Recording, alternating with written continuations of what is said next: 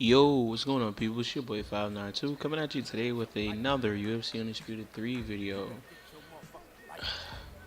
Like I said, I'm really finding interest in this game again. Today I got Sotiropoulos versus BJ Penn. And this is part 2 of the game plan. Right there I knew he was going to throw a leg kick. And basically, my whole thought process was let me put on a striking clinic.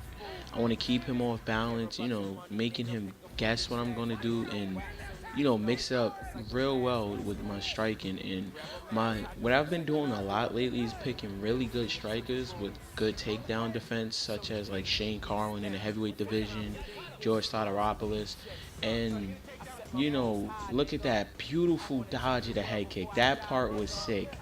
If you go back and look at that part was sick. I started screaming when I did. I was like, oh, shit.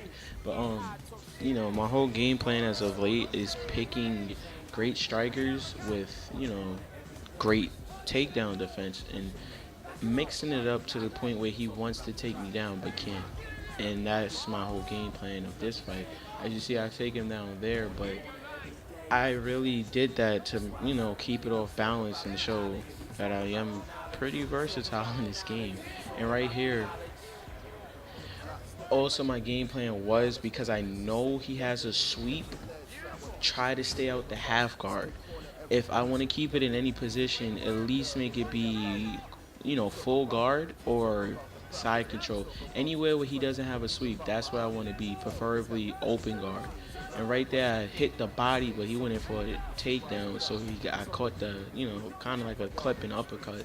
And right here, he goes for a Kimura, but Sotiropoulos is a freaking beast. If you don't know anything about Sotiropoulos, the guy has some sick jiu-jitsu. I advise you to go look him up. And I don't know how you wouldn't know about Sotiropoulos, but hey, if you don't, he's a tank. He's a beast, man.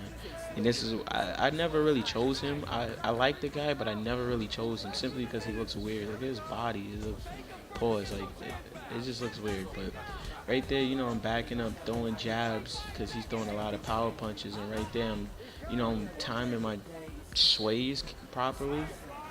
Right there, he takes me down, but I'm not really afraid of being on my back because Sotiropoulos is, look at that sweep, man, and then he sweeps me back. But then I get the rubber guard, and the round comes to an end, so I wasn't really worried about nothing, fighting off my back because it's a great thing to do. But like I was saying, I don't remember what I was saying. But yeah, my whole game plan, because I fought this guy before and I know what he does, but my whole game plan was to just keep it standing and let him strike with me.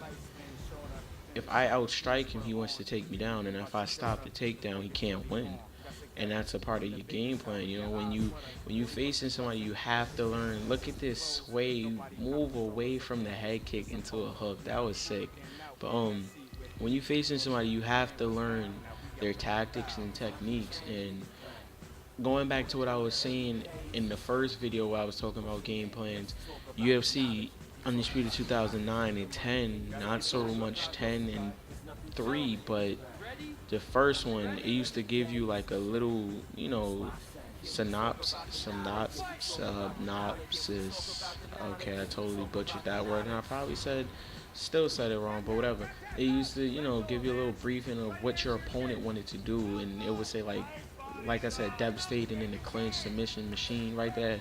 Now a beautiful jumping knee from the Muay Thai clinch on the cage, and right here, I'm showing more of my, my tool set. I'm great in the clinch, and I can out clinch him, but I don't want to do it, so I back out, and I realize that I can out strike him, so change up my game plan accordingly and out strike him right there, clip him again, back up away from him so he could get up, because I don't want to be on the ground right there. I hit him with a big counter hook, but yeah, I would say things like that. And going back to what I was saying about the game plan, reversing that takedown beautifully.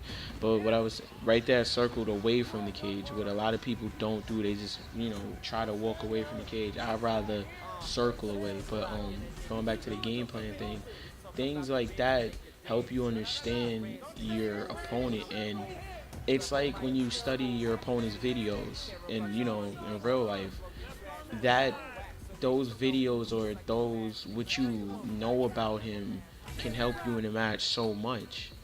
back then in UFC, if I seen a guy was like, you know, excellent takedowns and underrated ground game, I would try to keep it standing and avoid all takedowns.